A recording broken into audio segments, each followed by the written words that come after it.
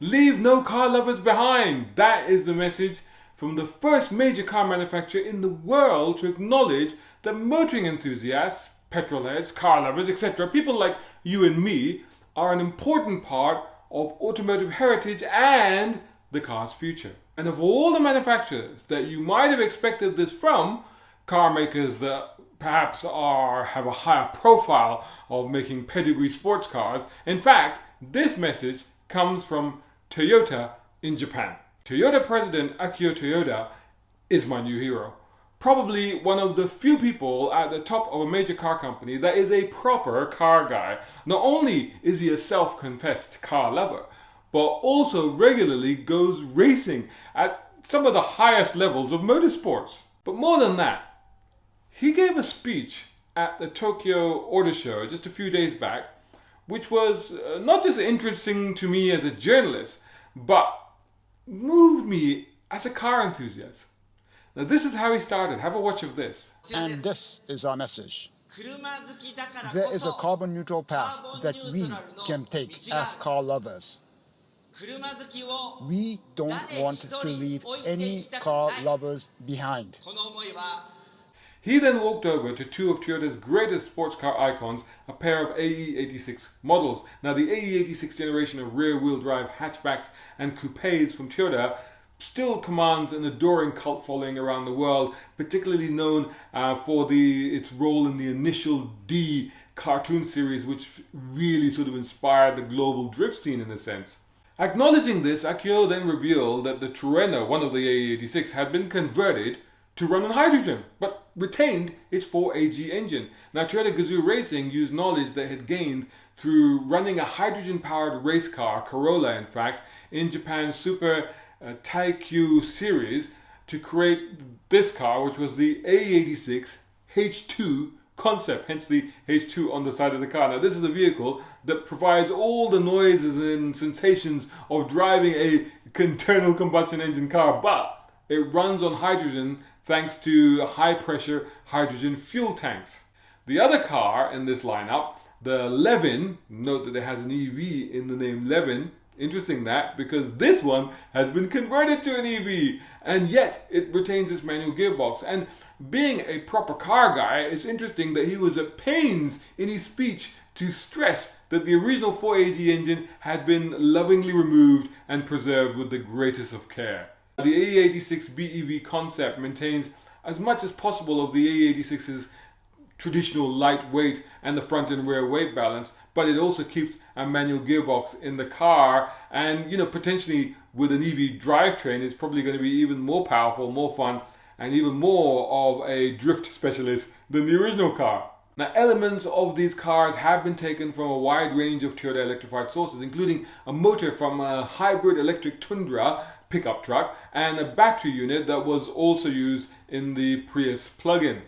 Now, both of these concepts also look to carbon neutrality by reusing seats and seat belts and seatbelt pads, using all of these things that were basically made from recycled materials. Now these are concepts and they're not going into production, nor has Toyota announced the production of conversion kits. Well, not yet anyway, but you kind of feel that it's coming.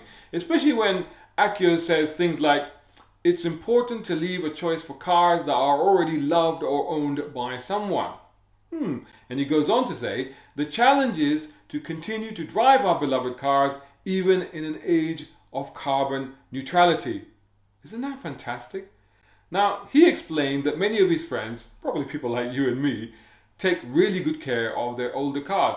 Now, they all love cars, but as he said, none of them believe the earth is not their problem. Now, this is true. I'm a huge car enthusiast, but I also care about the environment that we live in. Now, bucking the trend of the industry at large, which is just following legislation blindly to try and transition the world's drivers over to brand new electric cars as soon as possible, Akio Toyoda made what I think is an extremely pertinent point about remodeling existing cars to help achieve that world target of zero emissions by 2050.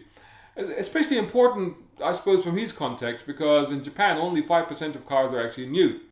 Now, by saying this, I mean, to be honest, it's echoing something that I've been saying for a long time, that these arbitrary dates such as 2030 here in the UK where only electric cars will be allowed to be sold, and this also applies in many other countries. I mean, sure, that will happen, for new car sales, but it still leaves the vast majority of drivers in the world still driving petrol and diesel cars. Those cars are going to be here for a long, long time to come. It's not feasible to change the car park, the global car park, entirely to EVs. And as Akio says, it's important to provide options for beloved cars that are already owned by someone.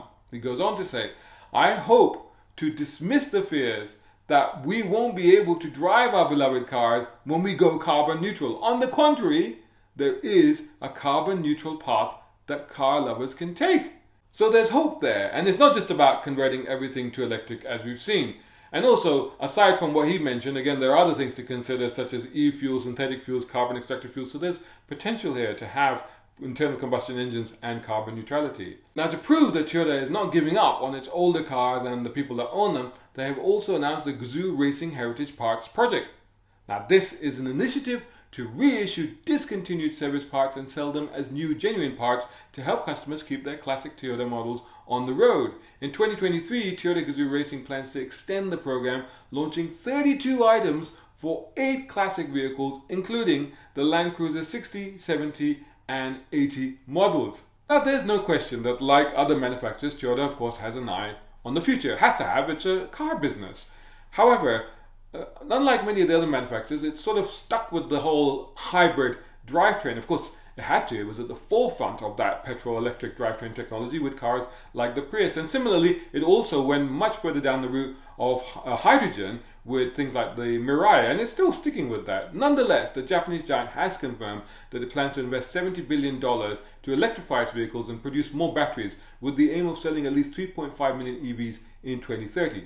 Nonetheless, it's just so heartening to hear a major car manufacturer not just banging on about EVs and autonomous driverless cars and tons of onboard technology that just makes old school car people roll their eyes in exasperation.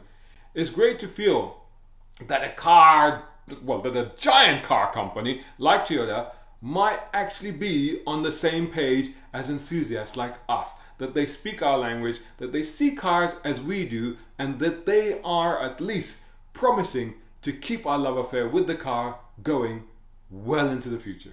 Brown car guy. Hope you enjoyed that video. If you did, please hit the like button and share this video as well if you can. And while you're at it, check out these guys who also sponsor my content. I am deeply grateful to them because it helps me to buy new equipment, put fuel in the cars, and yes, buy a cup of coffee. You can do the same. Just go here or right here on YouTube. Just hit these 3 little dots down here and click on thanks. Make sure you're signed in first. My content is free, but this is how you can help me keep it that way. I may even send you a gift. Oh, by the way, watch this next.